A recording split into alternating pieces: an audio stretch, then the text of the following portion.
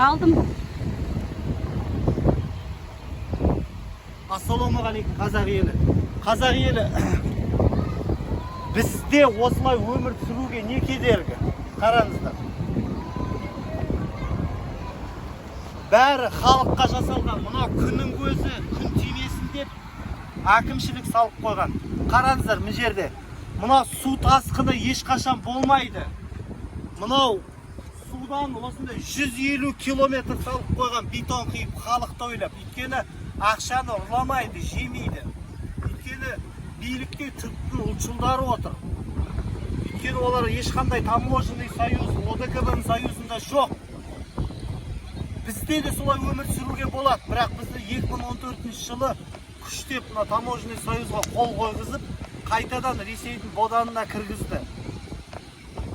Соның кесірінен қазақтар зардап шегіп жатыр. Енді айтады, мынау Атыраудың тұрғындарына 50 МРП береді. Мұнда жер сілкініс болғанда әрбір Түркияның азаматына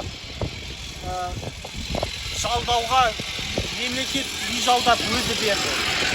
Олар арендада тұрғанда үйлерін салып бітіріп қазір кіріп жатыр.